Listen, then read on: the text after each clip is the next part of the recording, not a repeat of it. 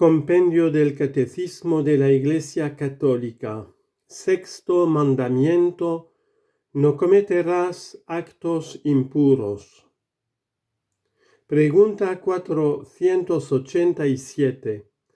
¿Qué corresponde a la persona humana frente a la propia identidad sexual? Dios ha creado al hombre como varón y mujer, con igual dignidad personal, y ha inscrito en él la vocación del amor y de la comunión. Corresponde a cada uno aceptar la propia identidad sexual, reconociendo la importancia de la misma para toda la persona, su especificidad y complementariedad. ¿Qué es la castidad? La castidad es la positiva integración de la sexualidad en la persona. La sexualidad es verdaderamente humana cuando está integrada de manera justa en la relación de persona a persona. La castidad es una virtud moral, un don de Dios, una gracia y un fruto del Espíritu. ¿Qué supone la virtud de la castidad? La virtud de la castidad supone la adquisición del dominio de sí mismo, como expresión de libertad humana destinada al don de uno mismo. Para este fin es necesaria una integral y permanente educación que se realiza en etapas graduales de crecimiento. ¿De qué medios disponemos para ayudarnos a vivir la castidad? Son numerosos los medios de que disponemos para vivir la castidad. La gracia de Dios, la ayuda de los sacramentos, la oración, el conocimiento de uno mismo, la práctica de una ascesis adaptada a las diversas situaciones y el ejercicio de las virtudes morales, en particular de la virtud de la templanza, que busca que la razón sea la guía de las pasiones. ¿De qué modos todos están llamados a vivir la castidad? Todos, siguiendo a Cristo modelo de castidad, están llamados a llevar una vida casta según el propio estado de vida. Unos viviendo en la virginidad o en el celibato consagrado, modo eminente de dedicarse más fácilmente a Dios con corazón indiviso. Otros, si están casados, viviendo la castidad conyugal. Los no casados, practicando la castidad en la continencia. ¿Cuáles son los principales pecados contra la castidad? Son pecados gravemente contrarios a la castidad, cada uno según la naturaleza del propio objeto. El adulterio, la masturbación, la fornicación, la pornografía, la prostitución, el estupro y los actos homosexuales. Estos pecados son expresión del vicio de la lujuria. Si se cometen con menores, estos actos son un atentado aún más grave contra su integridad física y moral. ¿Por qué el sexto mandamiento prohíbe todos los pecados contra la castidad?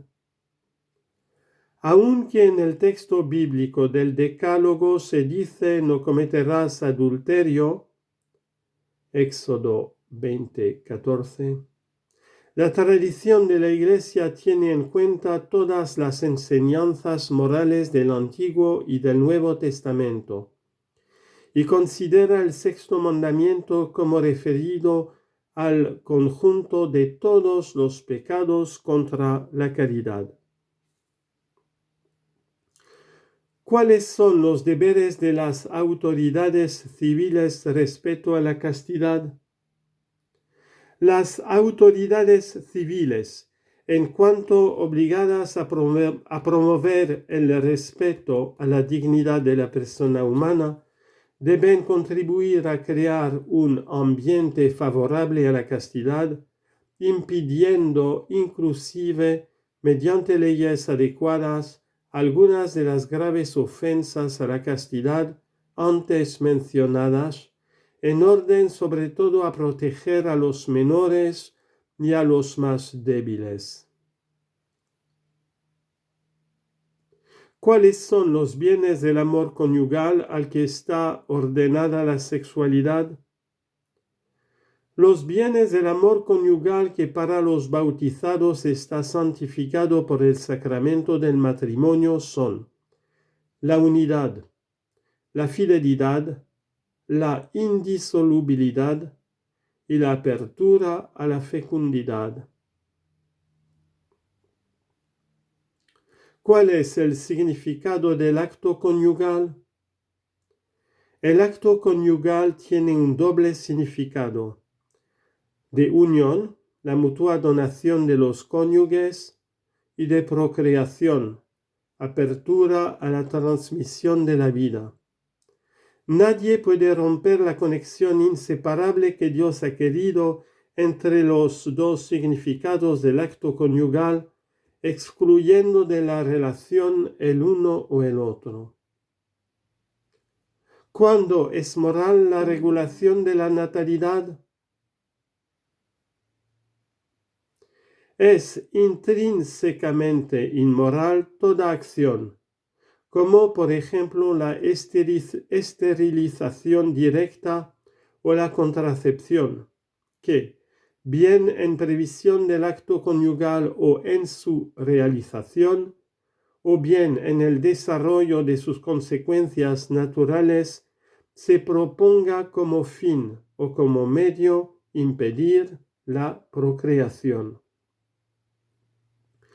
¿Por qué son inmorales la inseminación y la fecundación artificial? La inseminación y la fecundación artificial son inmorales porque disocian la procreación del acto conyugal con el que los esposos se entregan mutuamente, instaurando así un dominio de la técnica sobre el origen y sobre el destino de la persona humana. Además, la inseminación y la fecundación heterólogas, mediante el recurso a técnicas que implican a una persona extraña a la pareja conyugal, lesionan el derecho del hijo a nacer de un padre y de una madre conocidos por él, ligados entre sí por matrimonio y poseedores exclusivos del derecho a llegar a ser padre y madre, solamente el uno a través del otro. ¿Cómo ha de ser considerado un hijo? El hijo es un don de Dios, el don más grande dentro del matrimonio. No existe el derecho a tener hijos. Tener un hijo sea como sea. Si existe en cambio el derecho del hijo a ser fruto del acto conyugal de sus padres y también el derecho a ser respetado como persona desde el momento de su concepción. ¿Qué pueden hacer los esposos cuando no tienen hijos? Cuando el don del hijo no les es concedido, los esposos, después de haber agotado todos los legítimos recursos de la medicina, pueden mostrar su generosidad mediante la tutela o la adopción, o bien realizando servicios significativos en beneficio del prójimo. Así ejercen una preciosa fecundidad espiritual. Pregunta 502. ¿Cuáles son las ofensas a la dignidad del matrimonio?